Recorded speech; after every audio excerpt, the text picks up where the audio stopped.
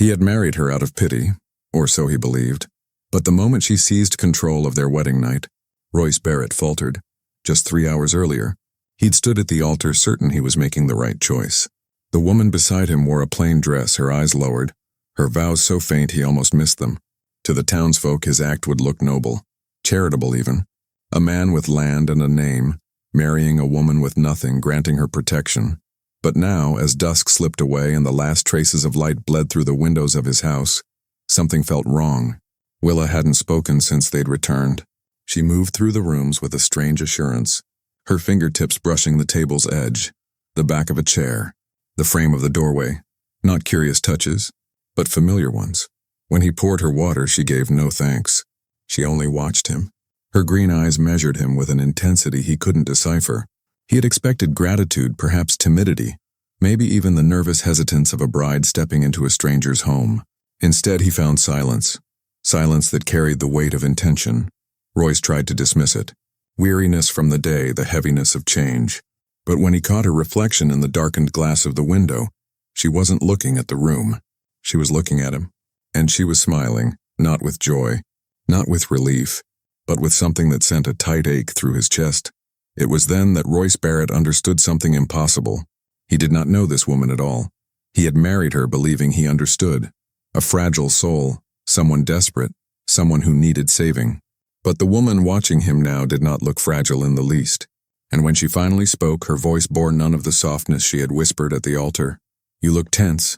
"Royce," she stepped toward the bedroom, resting her hand on the doorframe, her posture unshaken. "I thought you'd be pleased. You got exactly what you wanted. A wife who owes you everything." Her head tilted slightly, her smile curling. "Or maybe that's the problem. Maybe you're starting to wonder what I want." The door creaked open. "Come find out." She slipped into the darkness beyond, leaving Royce Barrett standing frozen in his own home, realizing that nothing about this night would unfold as he had planned.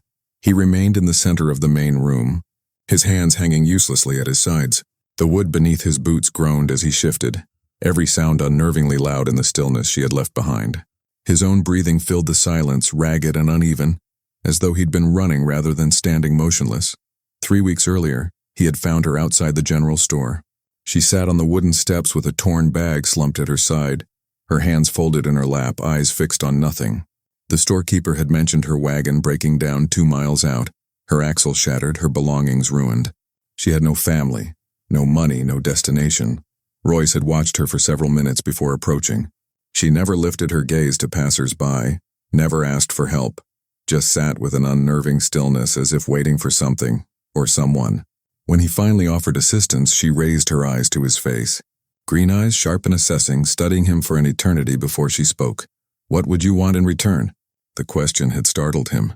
Most in her situation would take help without hesitation, but her tone carried suspicion, almost disappointment, as though she had expected a hidden cost. "Nothing," he'd said. "A meal, a roof over your head until you know your next move." She had considered it in silence, her expression unreadable. Then she rose, brushed the dust from her dress and gathered what remained of her belongings.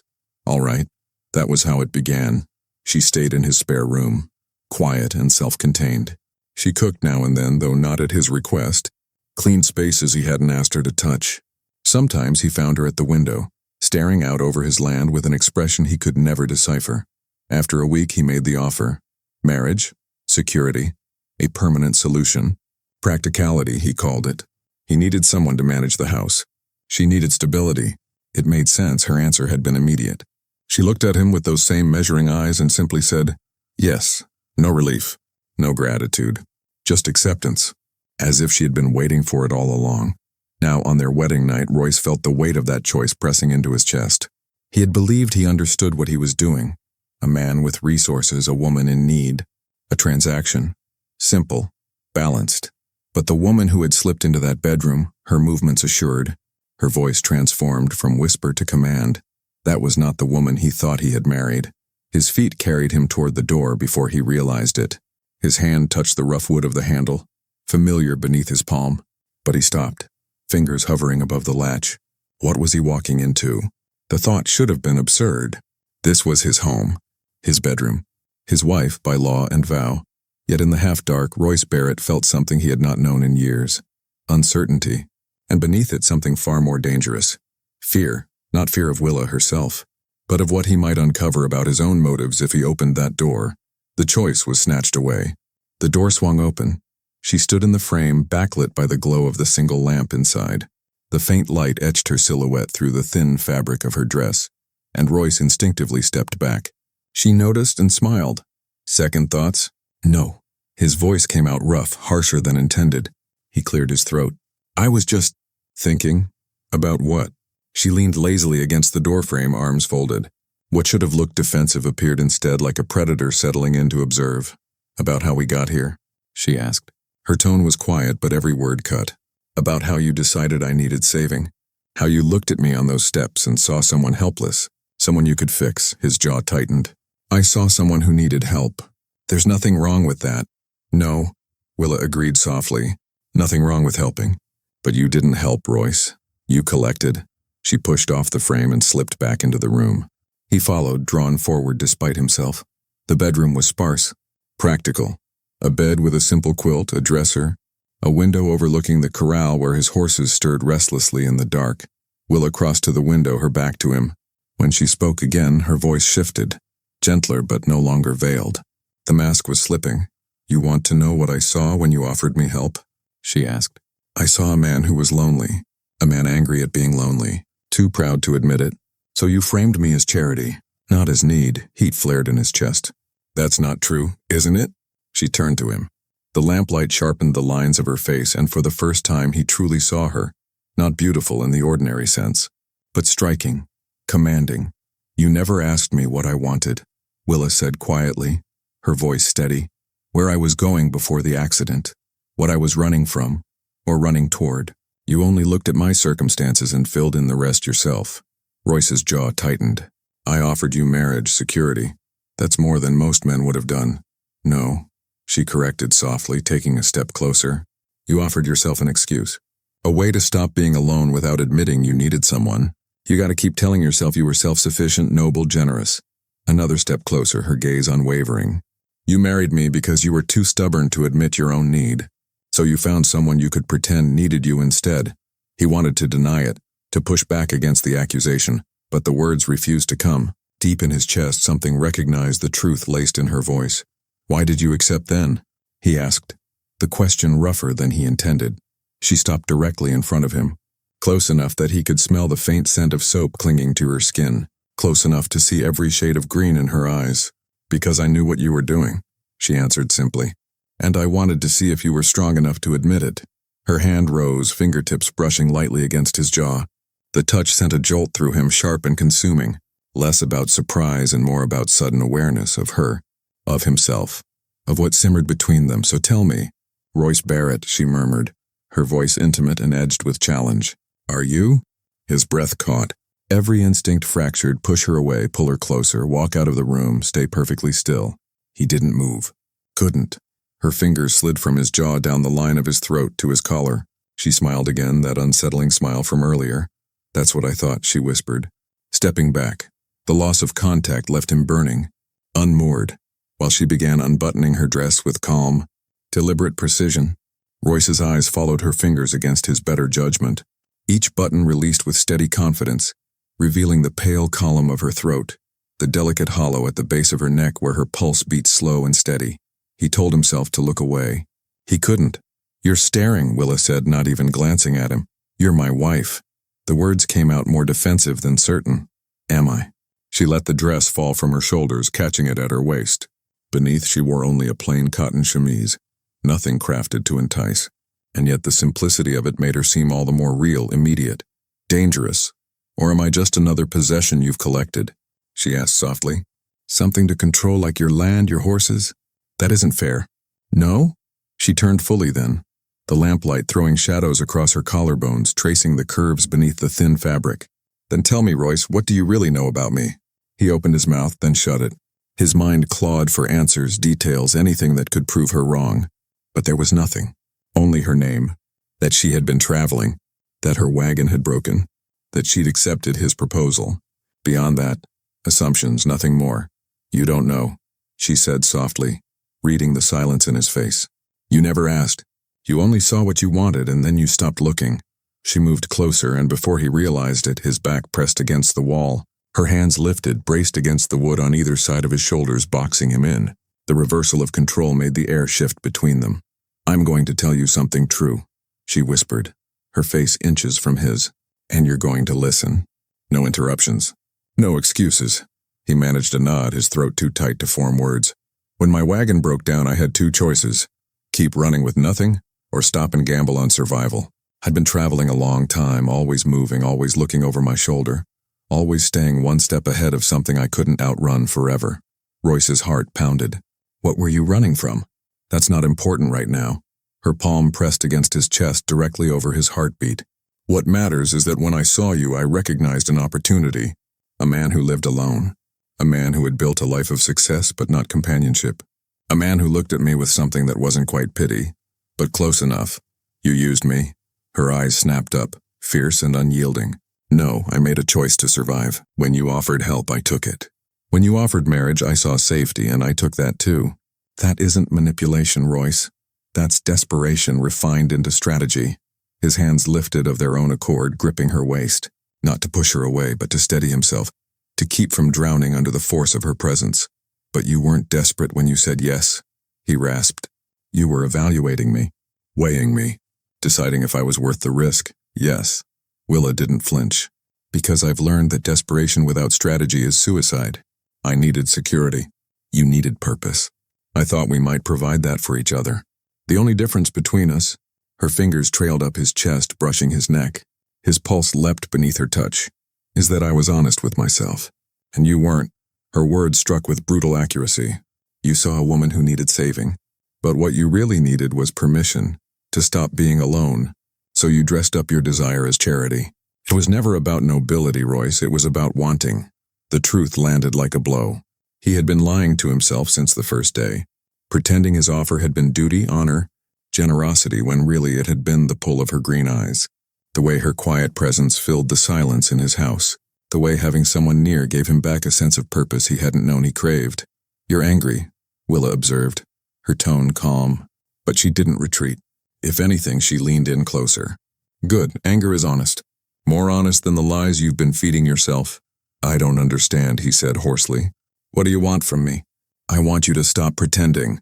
Her voice dropped, velvet and edged with command. "Stop acting like this marriage is charity. Stop treating me like something fragile you need to protect. Stop hiding behind false nobility when what you really feel is desire. And if I can't," her smile was sharp, tinged with sorrow, "then we'll spend our lives as strangers sharing a roof. You'll resent me for not playing the part of the grateful waif. I'll resent you for never seeing me as more than your good deed."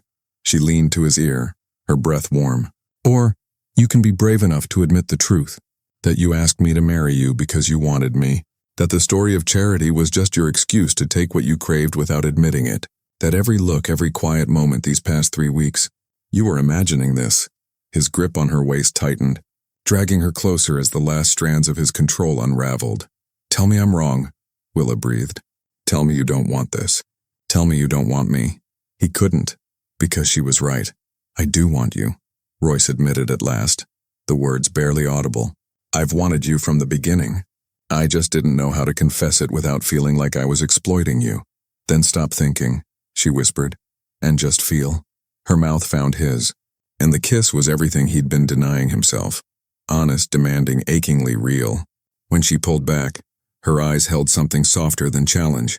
Understanding, perhaps, or the beginning of a real connection. Her fingers worked at the buttons of his shirt. "Now," she murmured, "show me what happens when you stop pretending to be noble and start being human." And Royce Barrett, a man who had spent years hiding behind duty and control, finally surrendered to what he'd wanted all along. Morning light spilled through the bedroom window in pale gray sheets. Royce woke slowly, consciousness returning in layers. Warmth at his side, the weight of an arm draped across his chest, and then the sharp clarity of memory. Willa. He turned his head carefully. She was still asleep, face pressed to his shoulder, one hand resting over his heart. In sleep she looked younger, softer, but even now, her fingers curled into his skin like she was holding on to something she'd fought to claim. Fragments of the night replayed in his mind. Her confession about recognizing opportunity, his admission of desire disguised as charity, The moment everything between them had ignited into something raw and undeniable, he'd lost himself completely, surrendered every carefully maintained wall, and the terrifying part was how right it had felt. Willa stirred, eyes opening slowly. She focused on his face for a moment before speaking. Morning. Her voice was rough with sleep. Morning. She didn't move away, didn't show embarrassment or regret. Instead, she studied his expression with that same measuring look he was beginning to recognize. "You're thinking too much," she observed.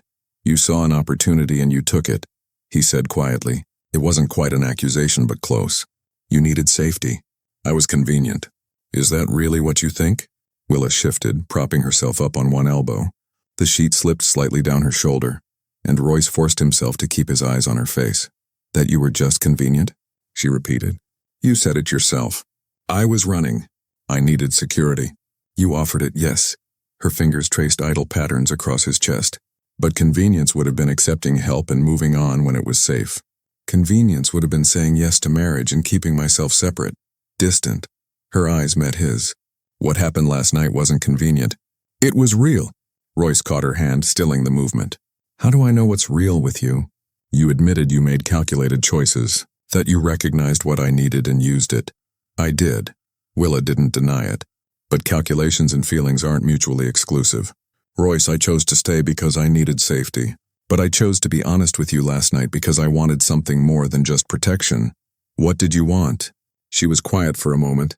He saw something vulnerable flicker across her face. "A place to stop running. Not just physically. Emotionally, someone who could see past the survival strategies and want me anyway. I don't know if I can do that." The admission felt like failure. "I don't know if I can trust what's real and what's calculation." Willa sat up fully and he immediately missed her warmth. She reached for her chemise, pulling it over her head with the same efficient movement she'd used to remove it. No performance, no false modesty, just practicality. "Then we build trust," she said, her back to him. "Not with pretty words or easy promises. With honesty, even when it's uncomfortable. Like last night. Exactly like last night." She turned to face him, her expression serious. "I'll tell you something else true. Something I didn't say before. When my wagon broke down, when I found myself in this town, I was exhausted. Not just physically. I was tired of being afraid. Tired of looking over my shoulder. Tired of surviving but never really living." She moved to the dresser, her fingers arranging items on top with precise care. "You offered me security. Yes, but more than that, you offered me a chance at something normal. A life not defined by running or hiding or constantly calculating my next move.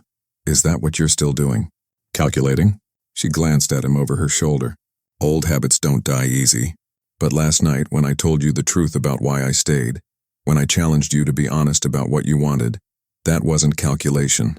That was me trying to build something real with the only tools I have. Honesty, even brutal honesty." Royce sat up, the sheet pooling around his waist. "What are you running from, really?" Something flickered in her eyes. Fear maybe, or the shadow of old terror. But she didn't look away. "Something that won't stop chasing me just because I found safety."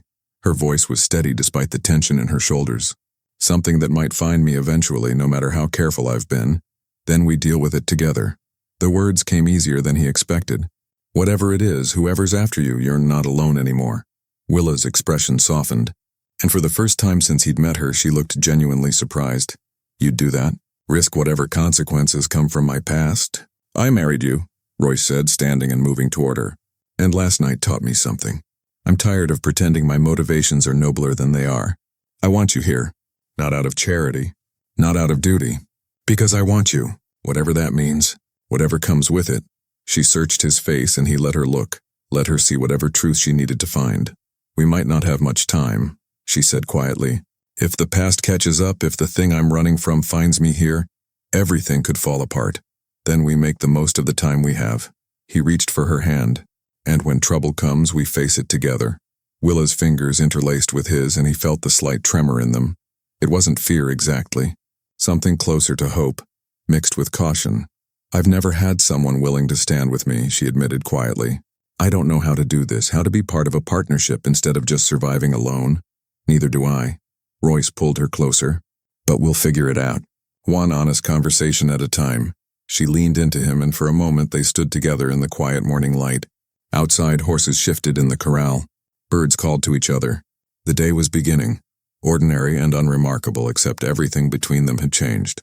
Whatever was coming, whatever shadows from Willa's past might arrive at their door, they would face it together. Not perfect, not without complications, but real. And for Royce Barrett, that was more than he'd had in years. When he emerged from the bedroom, he found Willa in the kitchen. She'd already started the coffee, the scent filling the small space with something almost domestic, almost normal. Except nothing about this morning felt normal. She moved efficiently, locating cups and tins and cloths like she'd been living there for months instead of hours.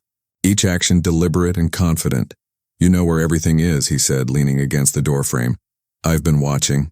She poured coffee into 2 cups without asking if he wanted any. "The 3 weeks I stayed here, I paid attention. Where you kept things, how you moved through the space, what your habits were." She handed him a cup, her fingers brushing his deliberately. "You think I wasn't planning for this moment?" Royce took the coffee, the warmth seeping into his palms. Most women wouldn't admit to that level of calculation. Most women lie about it. Willa sipped her own coffee, studying him over the rim.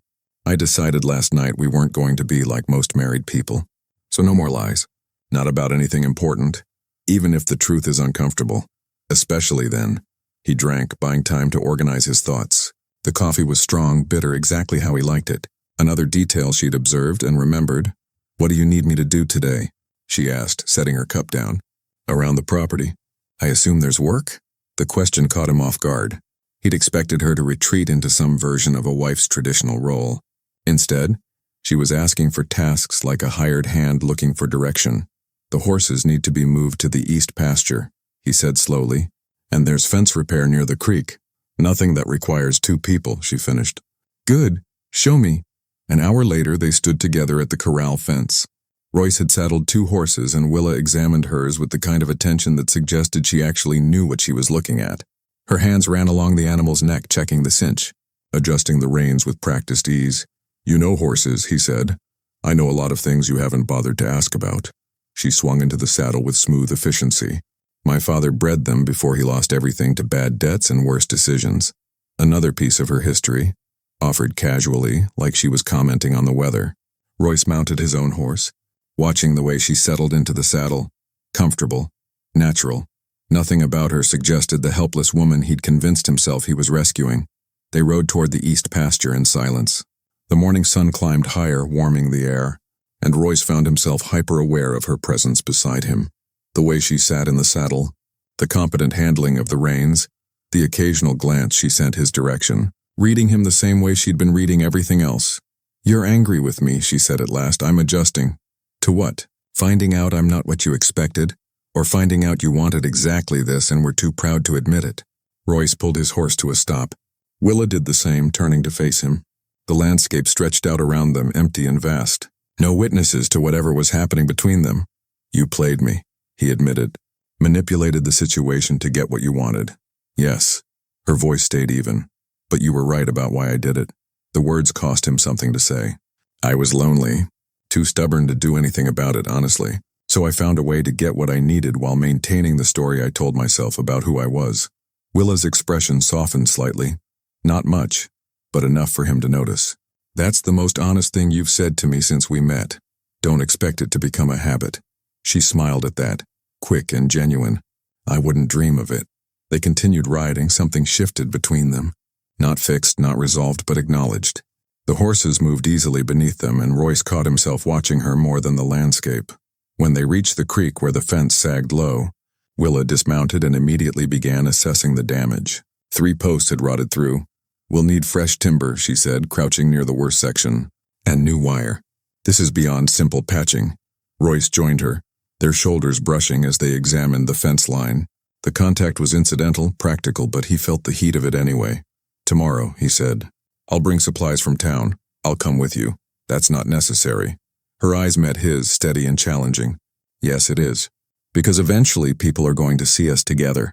They're going to ask questions about who I am and where I came from. We need to have our story straight." "Our story?" "The lies we tell everyone else," she clarified. "So the truth between us can stay protected." Before Royce could respond, Willa tensed beside him. Her entire body went rigid, gaze fixed on something beyond his shoulder. When he turned to look, he saw nothing but empty landscape. "What is it?" "Someone's watching us." Her voice had dropped to barely a whisper. Don't turn around again. Act normal. Willa, there's no one. There is. Her hand found his arm, gripping tight enough to hurt. And if he's found me, we have a much bigger problem than fence repair. Royce forced himself to remain still, muscles coiled tight beneath apparent calm. Willa's grip on his arm hadn't loosened. If anything, her fingers pressed harder, anchoring herself to something solid. Who is he? Royce kept his voice low, conversational, like they were still discussing fence repair. Someone I hoped would never find me. Her eyes scanned the ridgeline without seeming to look directly at anything. His name is Dalton Keene. He owned the land adjacent to my father's property. When my father couldn't pay his debts, Dalton offered a solution. She didn't need to finish. Royce understood immediately, his stomach twisting with cold anger. He wanted you as payment. He called it marriage. A merger of properties. Civilized. Her voice carried an edge sharp enough to draw blood, but my father was desperate enough to agree. Signed papers promising me to a man twice my age who looked at me like livestock he'd purchased. Royce's hands clenched into fists. You ran, 2 days before the wedding. Took what I could carry and disappeared. She finally looked at him, and her eyes held something he hadn't seen before. Genuine fear, buried deep but present. But that's not why I'm still running. That's not why I've been so careful for 2 years. Royce waited, sensing there was more, something worse. Willa's voice dropped to barely above a whisper. I wasn't the first girl promised to him. 3 families in our county made similar arrangements before mine. 3 daughters had been handed over to clear debts. Willa's jaw tightened as she spoke. 2 of those girls disappeared within 6 months of their weddings. Just vanished. Their families searched, asked questions. But Dalton had money and influence. The investigations went nowhere.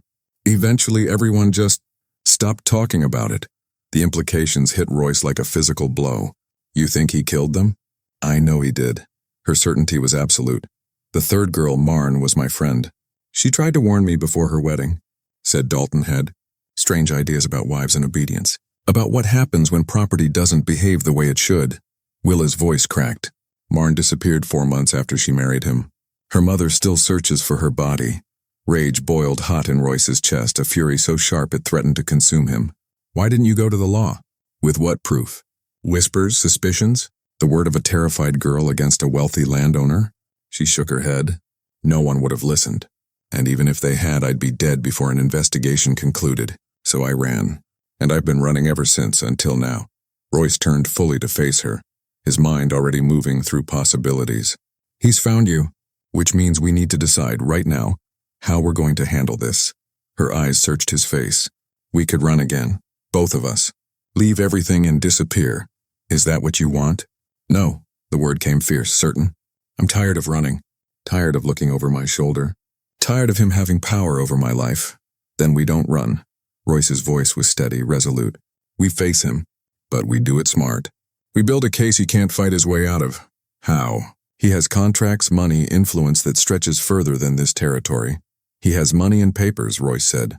But we have something he doesn't expect, the truth, and time to prepare before he makes his move. Royce, you don't understand what kind of man. I understand exactly. His voice cut sharp. A man who thinks he owns people, who believes money and fear are enough to control everything. But men like that have a weakness. They're arrogant. They think they're untouchable. Hope flickered in her expression, battling her skepticism. What are you suggesting? That we gather every scrap of evidence we can. We find out what happened to those other girls. We talk to their families. We build a case so solid his money can't silence it. And then, his grip tightened gently on her shoulders, we expose him publicly, in front of the whole town. Make it impossible for anyone to look away. That's dangerous. If he suspects, then we move fast. We have maybe 2 days before he shows up to make his claim. That gives us 2 days to turn his weapon against him. Willa was quiet for a long moment, then she nodded slowly. Marn's mother lives 3 towns over. She confided in me, and there was a deputy back home who asked too many questions before he was quietly reassigned. He might still have notes. Good. Royce's mind was already working, mapping next steps. We ride tonight, gather what we can, build the strongest case possible. You'd risk everything for me? He met her eyes, his answer simple, unshakable. Yes, because you're my wife. Because this is the right thing to do. And because I'll be damned if I let that man take you anywhere. For the first time since spotting the watcher on the ridge, her expression softened. Not with relief, but with something deeper.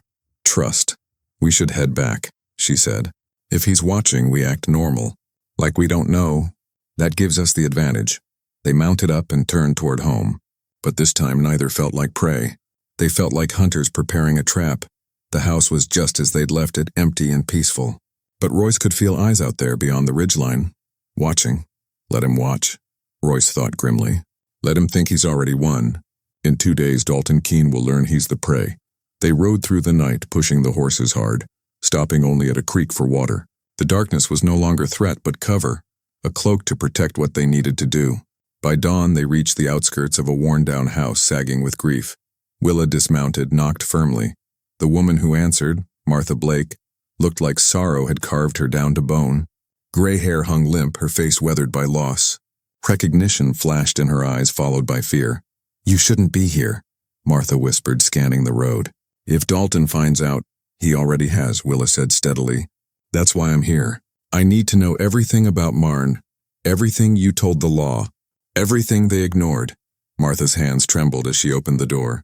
Come in, quickly. Inside was sparse but clean. Martha went to a small desk, pulled out a wooden box, and spread its contents on the table. Letters, papers, scraps of evidence no one else wanted. I kept everything, she said, voice breaking. Every question I asked. Every refusal I got. Every door slammed in my face. Willa picked up one letter and read aloud. He watches me constantly. Won't let me leave the house alone. Says a wife must learn her place. She looked up sharply. Did you show this to anyone? The sheriff. He said it sounded like normal married life. Adjustment difficulties. Martha's tone hardened with bitter fury. 2 weeks later, I went to see her. Dalton said she'd run off with a drifter. But her clothes were still in the house. Her jewelry, everything. What woman runs away with nothing? Royce leaned forward. What did the sheriff do? Asked a few questions.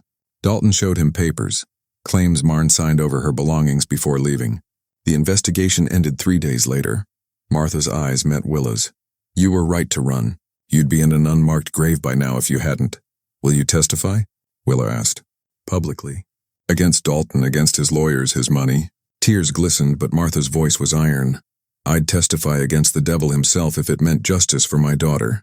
Then come with us, Royce said, already rising. We've got one more stop before we call a town meeting. They rode to the next county to a modest general store run by a man in his 30s with eyes far older. Samuel Cross, former deputy.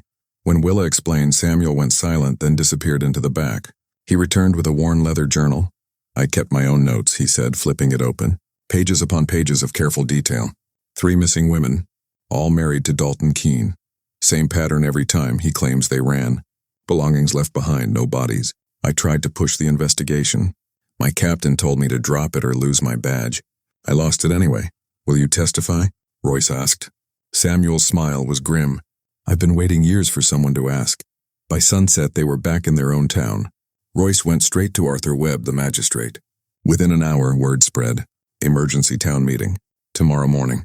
That night, Royce and Willa prepared their statement. Every fact lined up, every witness ready, every scrap of evidence in order. He'll try to stop this, Willa said. When he hears, he'll come early. He'll try intimidation.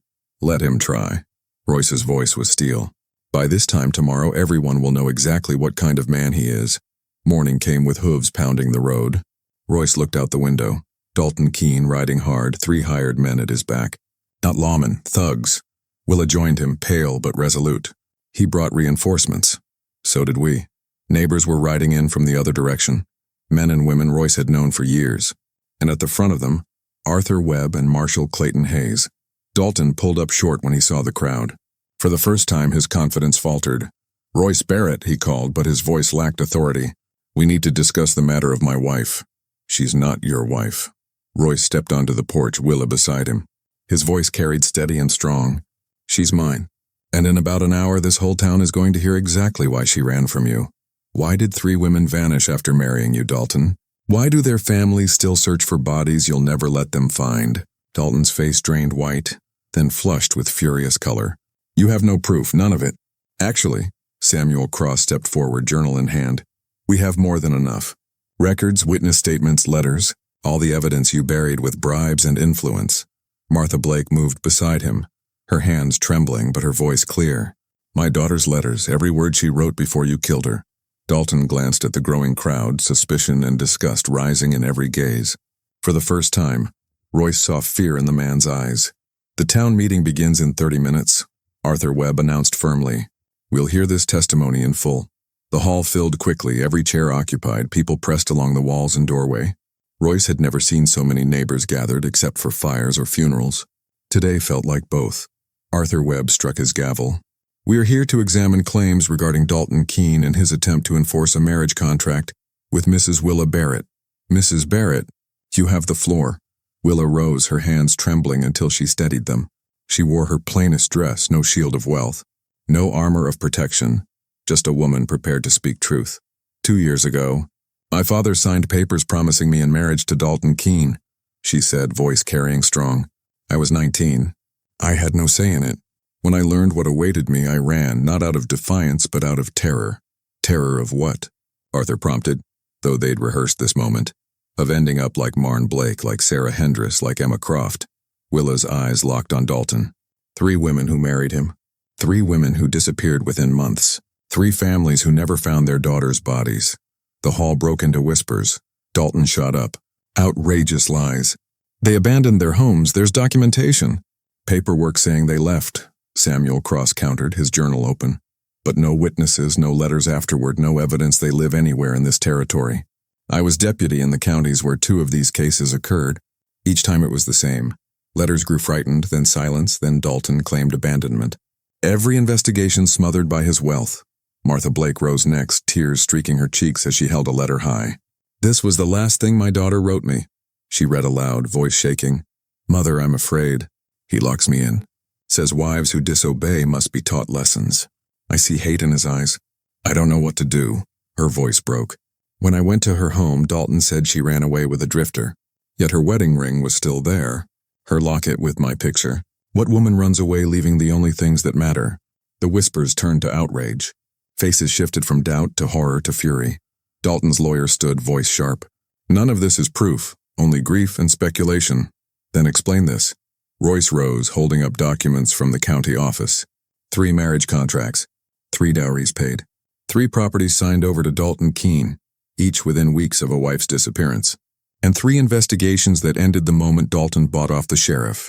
He met Dalton's eyes, voice like a blade. "You didn't just make them disappear, you profited." Dalton's mask cracked. "Conjecture." "Lies, is it?" Royce produced the final paper. "This is a sworn statement from a ranch hand. He worked your land 4 years ago. One night he saw you digging a grave-sized hole in the far pasture. Next day the ground was freshly turned. When he asked, you threatened his life. He fled the county." Arthur read the statement aloud. The hall fell deathly silent. Dalton lunged, but Marshall Hayes shoved him back into his seat. "You came to my home," Royce thundered. "You threatened my wife. You thought your papers and power would prevail, but you didn't count on us fighting back or giving voice to every soul you silenced." Arthur Webb slammed the gavel. "Dalton Keene, your contract with Mrs. Barrett is null and void. Furthermore, I order Marshall Hayes to open a formal investigation into the disappearances of your former wives. You can't do this," Dalton raged. "I have rights. Lawyers, you have nothing," Willa said, her voice quiet but unshakable. "No power, no influence. Only the truth, and now everyone here knows exactly what you are." Marshall Hayes hauled Dalton to his feet. "You're not under arrest yet, but you're not leaving this territory. We'll search that pasture, and if we find what I expect, we'll hang you." Dalton looked around, his hired men gone, his lawyer retreating, the crowd glaring like a jury of hundreds. "This isn't over." "Yes," Willa said firmly. "It is." Later, as neighbors offered hands of comfort and admiration, Royce held her trembling frame. She wept against him, tears of relief, of 2 years' fear breaking at last. "It's done," she whispered. "Really done," Royce tightened his hold. "We fought together and we won." Her smile was genuine, free. "Now we can build something real. No running, no fear, just truth." They stood on their porch that night, watching stars scatter across the dark. Somewhere, Marshall Hayes was already preparing the search. Justice would come, slow, steady, but certain. For the first time in 2 years, Willa wasn't running. And for the first time in far longer, Royce wasn't alone. Stories like this remind us how powerful courage and truth can be. If you felt that too, make sure to subscribe and consider supporting with a super chat so we can keep bringing you more powerful stories.